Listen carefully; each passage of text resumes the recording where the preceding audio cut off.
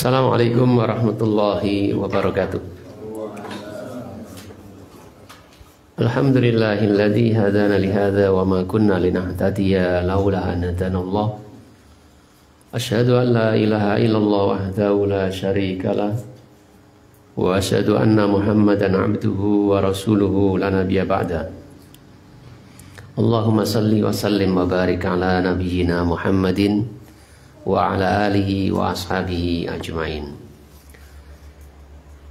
Bapak-bapak, ibu-ibu dan saudara sekalian, rahimani wa rahimakumullah.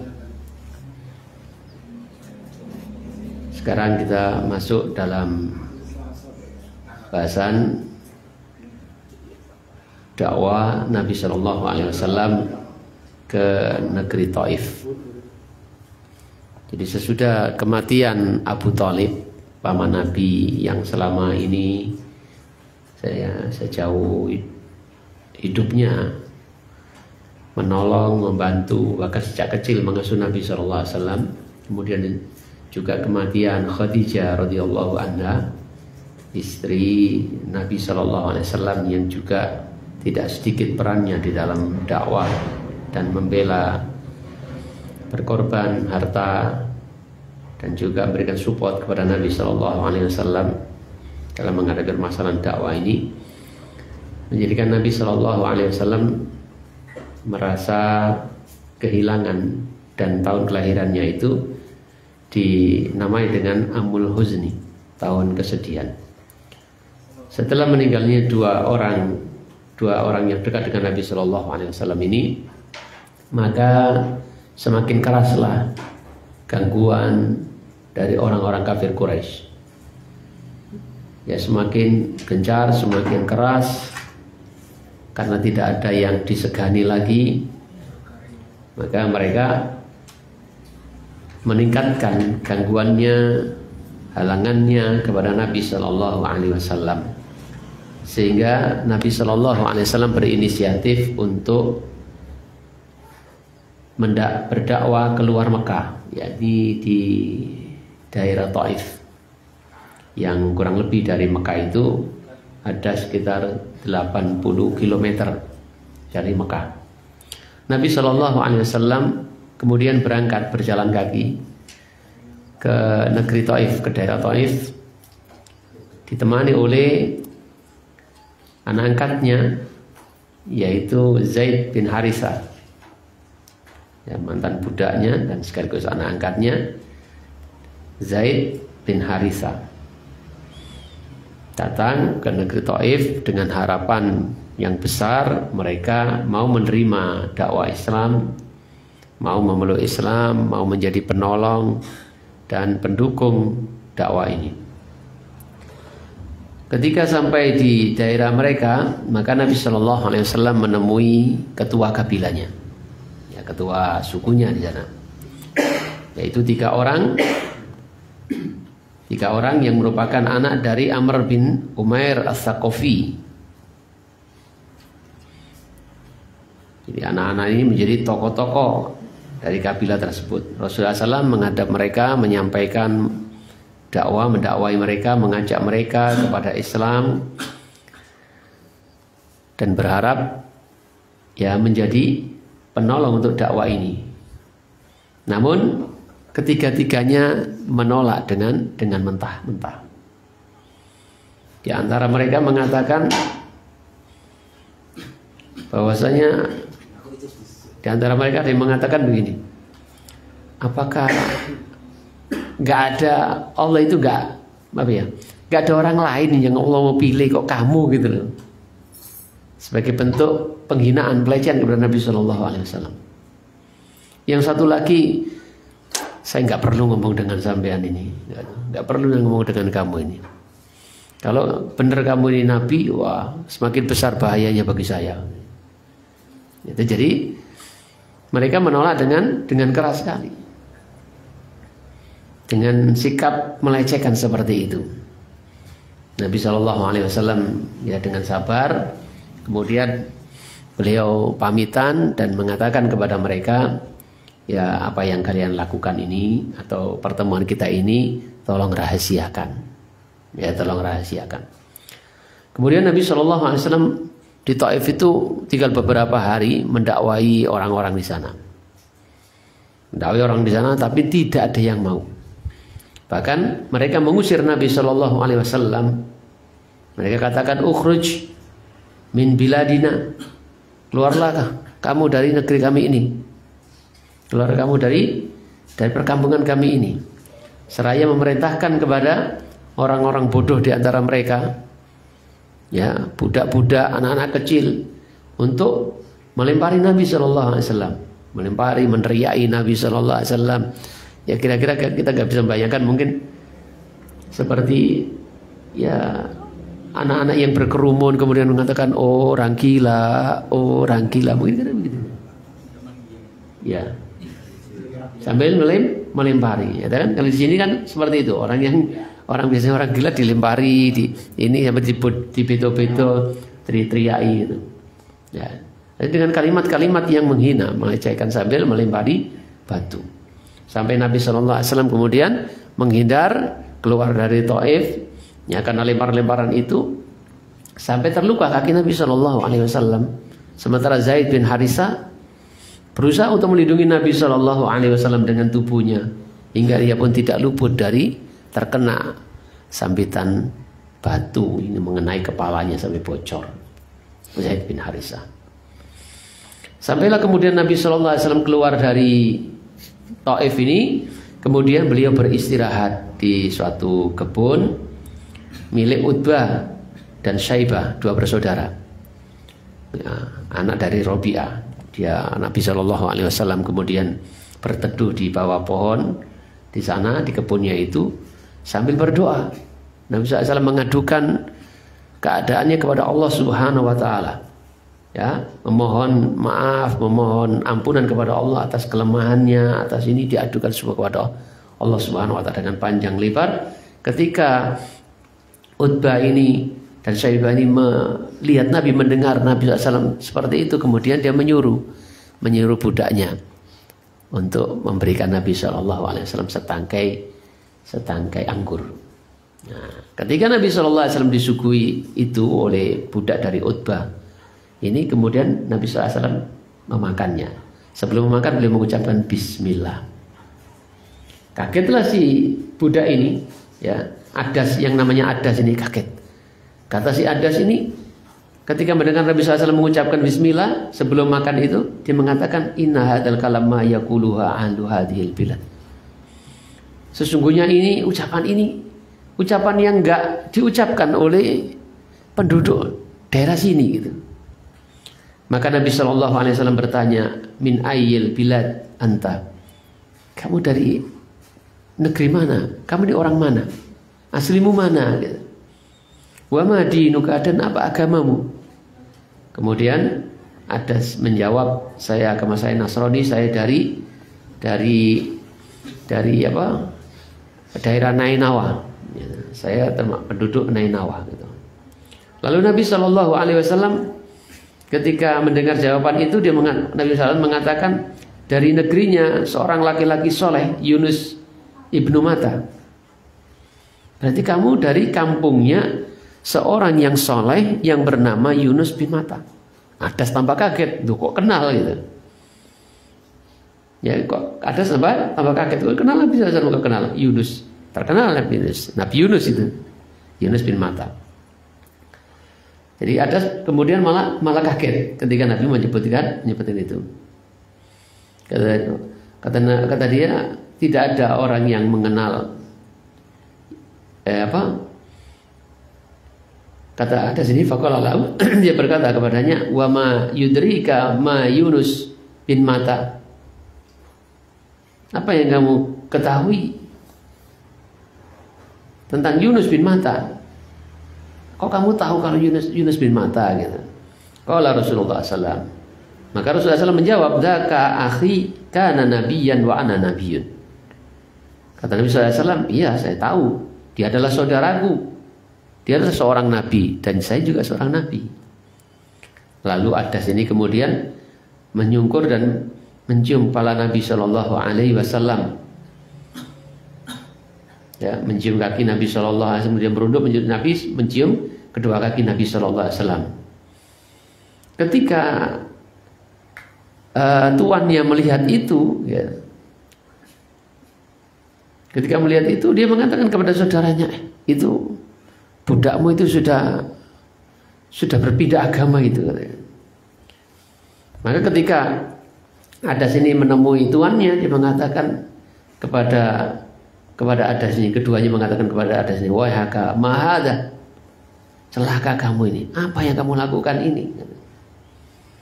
Lalu dia mengatakan, si Adas mengatakan, ya sayyidi, wahai tuanku, tidak ada di muka bumi ini sesuatu pun yang lebih baik dari laki-laki ini.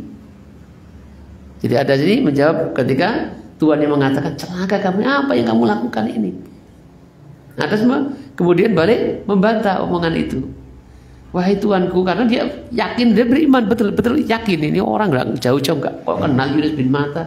Dia menyebutkan sampai kemudian Adas mengakuinya dengan mencium kaki Nabi Sallallahu Alaihi Wasallam.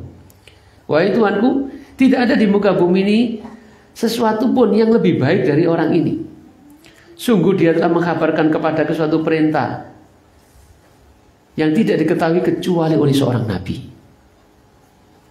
Lalu keduanya berkata kepada si Adas ini, celaka kamu wahai Adas, agamamu itu lebih baik daripada mengikuti dia. Jadi agamamu itu lebih baik daripada kamu mengikutinya. Agamamu itu sudah baik, kata dia. Lalu Nabi Shallallahu Alaihi Wasallam kemudian melanjutkan perjalanan. Nabi SAW keluar dari itu menuju ke Mekah. Maka ketika sampai pada Qarnu Tsa'alib, daerah Qarnu Tsa'alib, ketika sampai di daerah itu, dari kebun itu mengadakan perjalanan sampai daerah Qarnu Tsa'alib, kemudian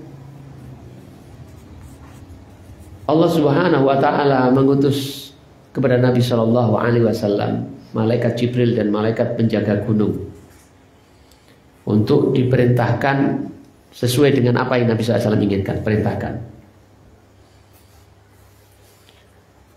Disebutkan di dalam hadis sahih Bukhari dan Muslim dari Aisyah radhiyallahu anha. Nabi Aisyah ini pernah bertanya kepada Nabi SAW, wahai Rasulullah, peristiwa apa yang paling berat Anda rasakan selain dari peperangan di hari Uhud? Dalam perang Uhud itu kaum muslimin kan kalah, ya, termasuk terbunuhnya Hamzah, Nabi SAW terluka, gitu.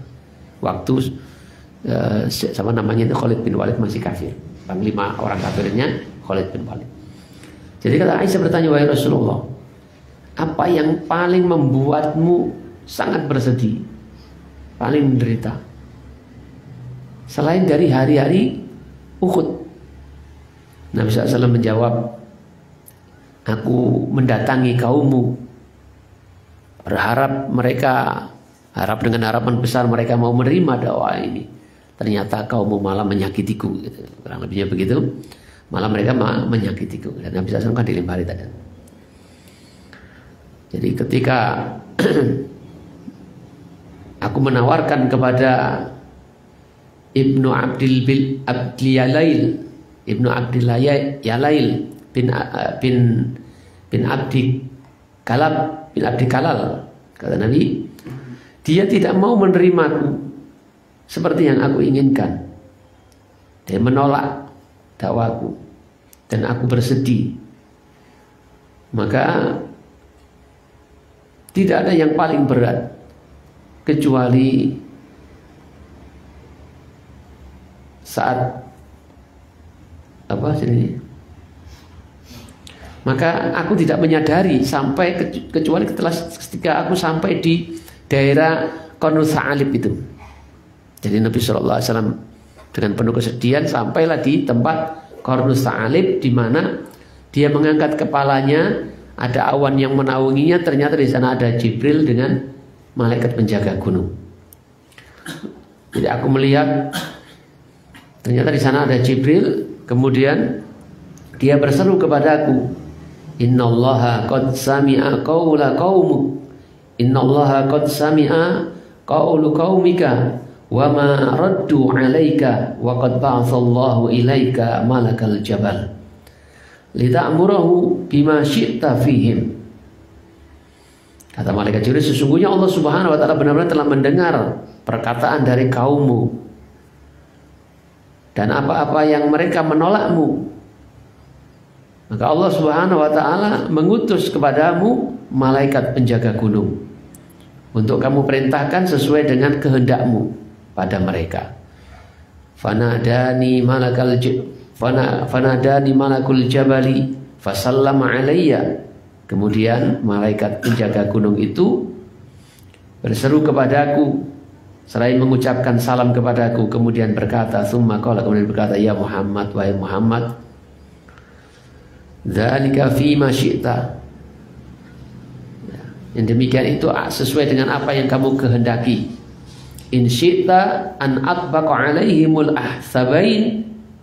Apakah kau menginginkan agar aku menimpahkan kepada mereka dua gunung yang besar ini? Faqala Nabi sallallahu alaihi wasallam, lalu Nabi sallallahu alaihi wasallam menjawab, bal arju ay yakhrujallahu min aslabihim may ya'budullaha wahdahu la yusyriku bihi syai'an. Bahkan aku berharap Allah akan mengeluarkan dari anak keturunan mereka orang-orang yang beribadah kepada Allah saja, tidak menyekutukannya dengan suatu pun. Ini jawaban Nabi Sallallahu Alaihi Wasallam. Jadi dalam kesedihan itu Nabi Sallallahu Alaihi Wasallam mendapatkan sebuah hiburan. Ya, sebuah hiburan. Yang pertama ini, didatangi malaikat yang siap membantu Nabi Sallallahu Alaihi Wasallam. Artinya ada hiburan, artinya kesedihannya berkurang. Setelah dikuyak-kuyak, ditimpali batu, ini padahal sangat berharap dengan penuh kasih, berharap mereka menerima dakwah ini dan menjadi seorang muslim. Ternyata jawabannya seperti itu, bertepuk sebelah tangan. Sangat sedih Nabi, digambarkan dalam hadis ini.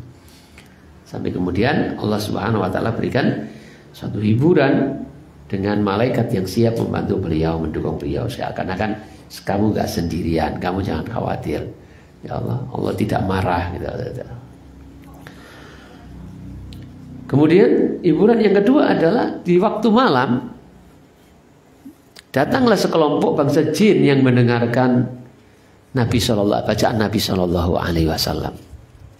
Yang kemudian bangsa jin ini kemudian mereka balik kepada kaumnya dan mendakwai kaumnya.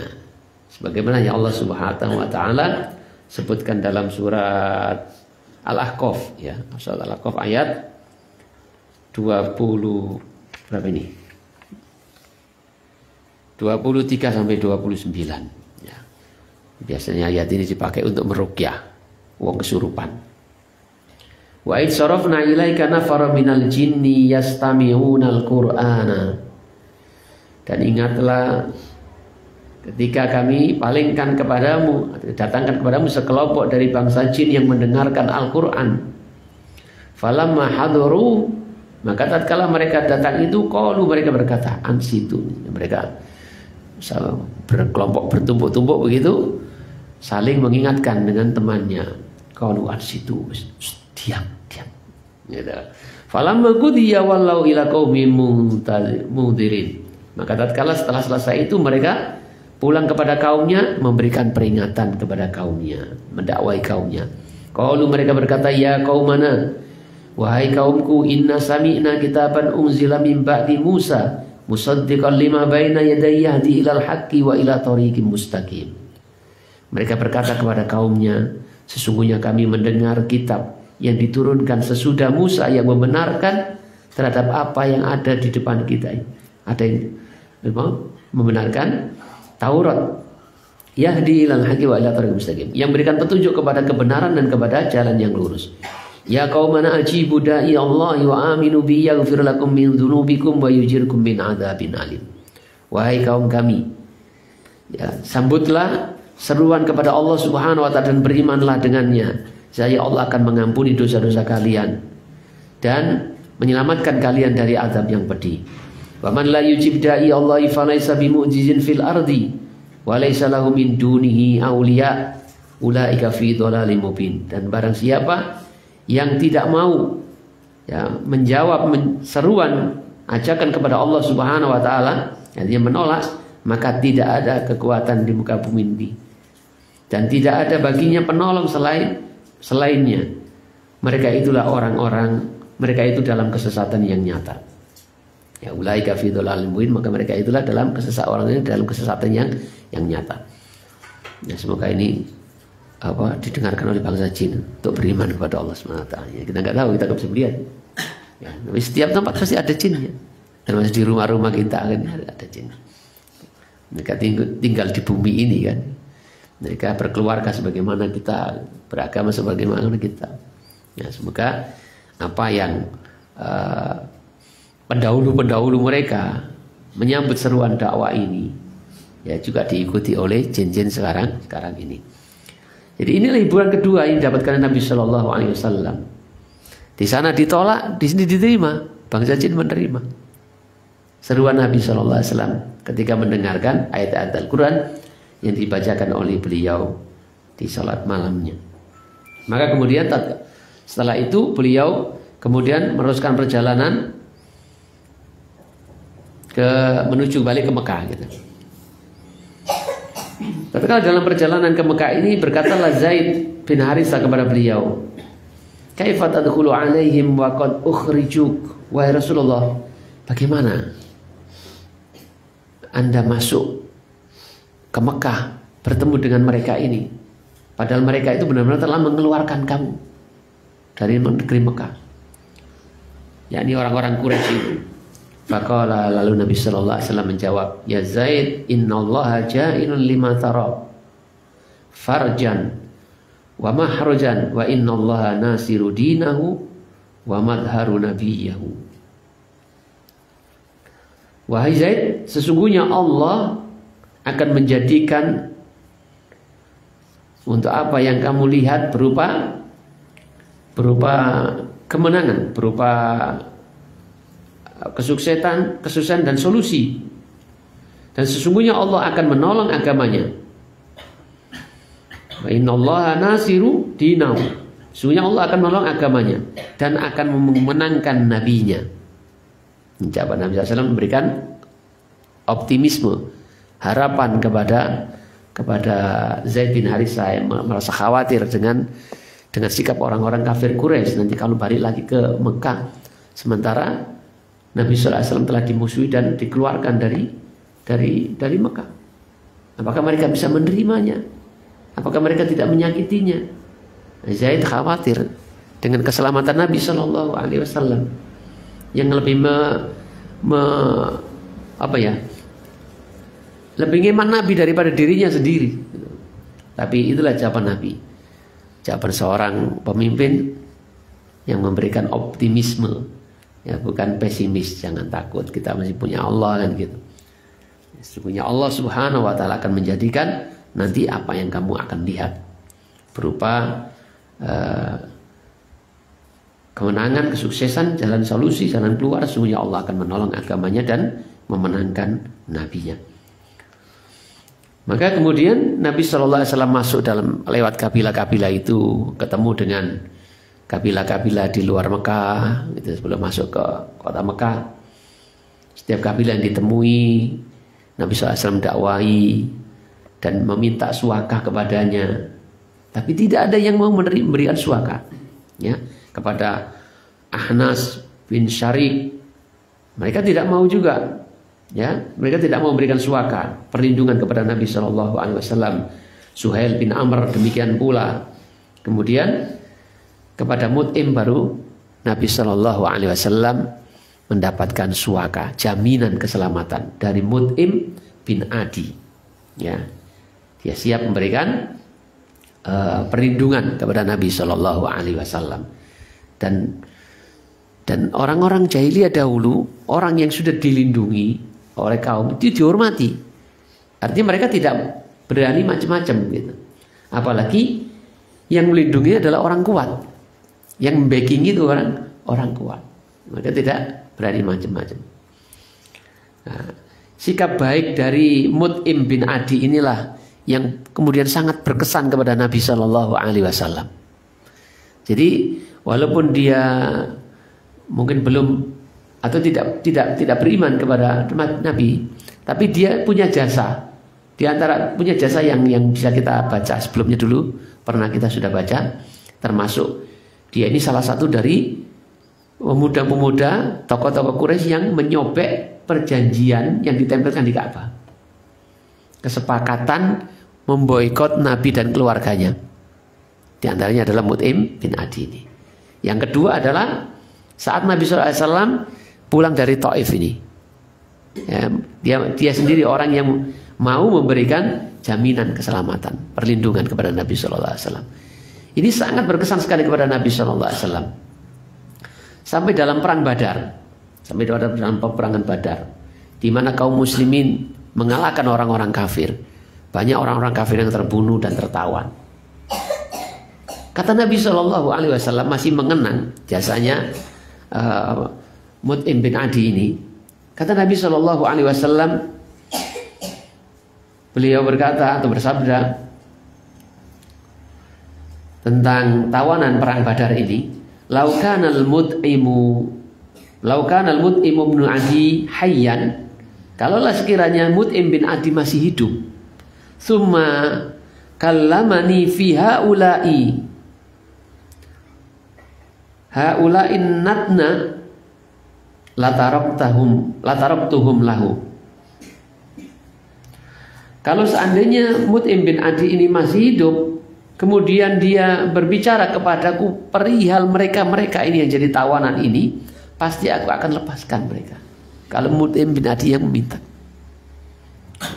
Ini, jadi Nabi tidak lupa dengan jasa-jasa Mut'im ini, Mut'im bin Adi ini, sampai beliau mengatakan seperti itu. Ikhwani fillah rahimani wa rahimakumullah. Inilah sepenggal sejarah ringkas bagaimana Nabi SAW berdakwah ke Taif dan menerima penolakan yang demikian keras. Ya, bagaimana seorang Nabi kok sampai diteriaki, diantem-antemi, bahkan yang teriak, yang ngantemi itu orang-orang rendahan dalam masyarakat, orang-orang Buddha gitu, yang statusnya aja dimiliki orang. Ini kan sebuah penghinaan, ya. Tidak bisa kita bayangkan. Ini sebuah penghinaan yang luar biasa, gitu. Sudah ditolak mentah-mentah, gitu. Kemudian ketemu pertama saja omongannya sudah begitu. Ketika mendakwai yang lainnya dihalangi, gitu. Bahkan sampai kejadian seperti itu, dilempari sampai beliau terluka.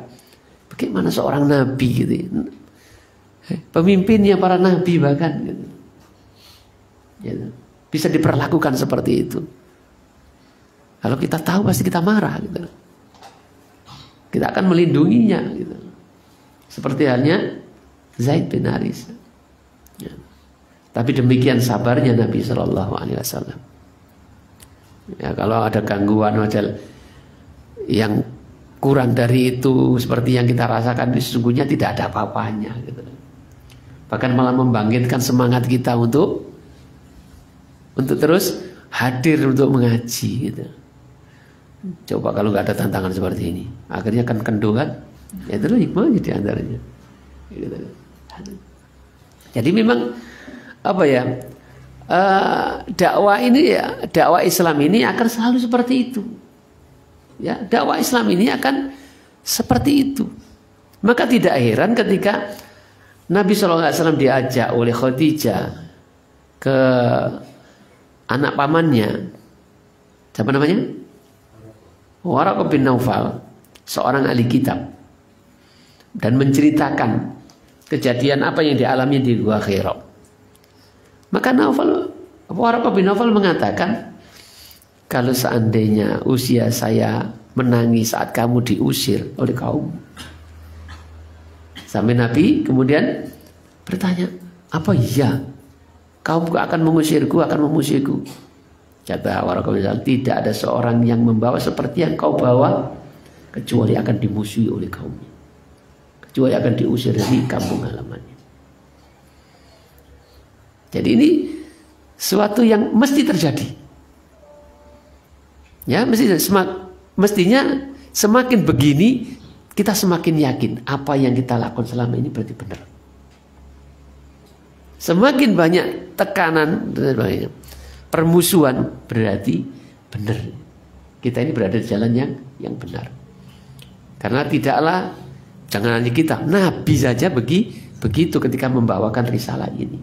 Kalau kita membawa risalah Nabi, pasti juga akan mengalami seperti itu, walaupun tidak sekeras gangguan seperti yang dialami Nabi Shallallahu Alaihi Wasallam. Kok kita dakwah kok enak-enak wae, gitu. Disanjung orang, dikai duit, gitu.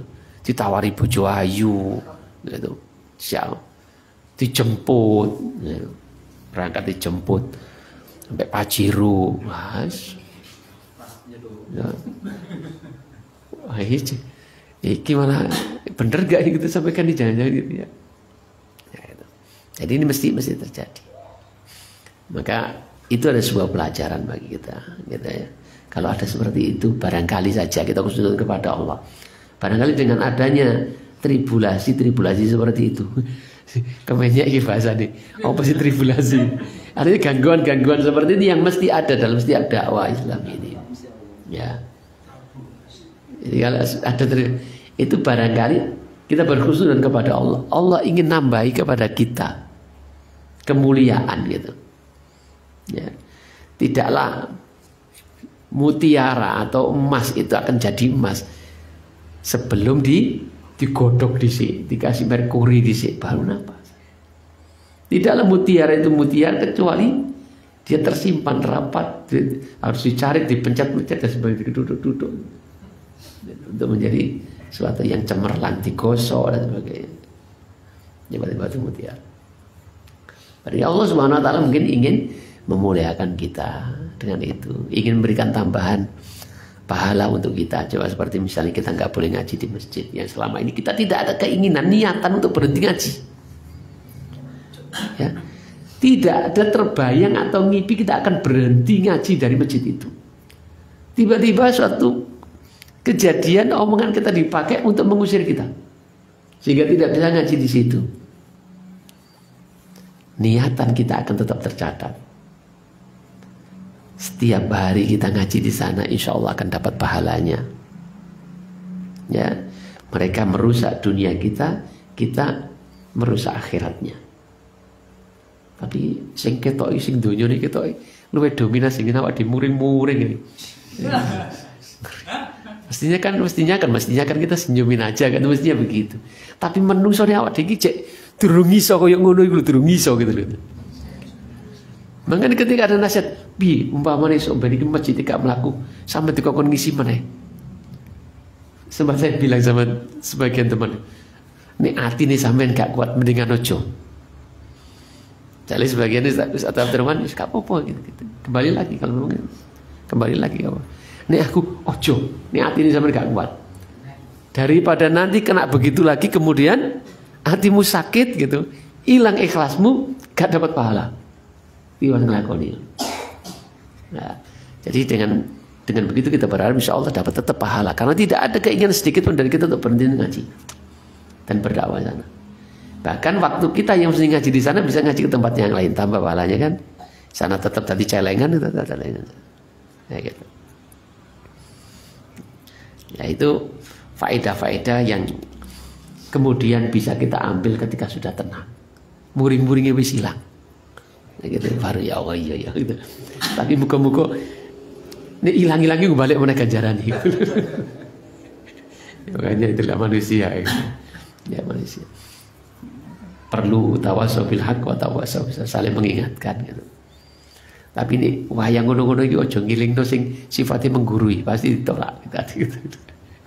Ya gitu.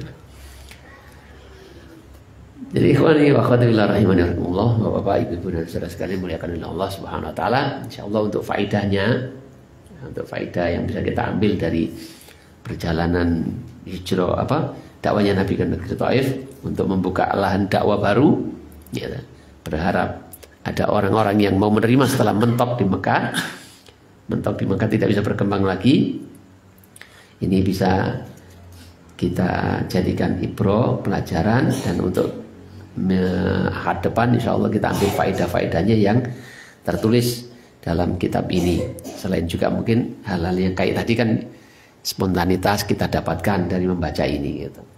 Insya Allah kita akan baca ini beberapa faedahnya. Semoga Allah SWT memberikan kesempatan.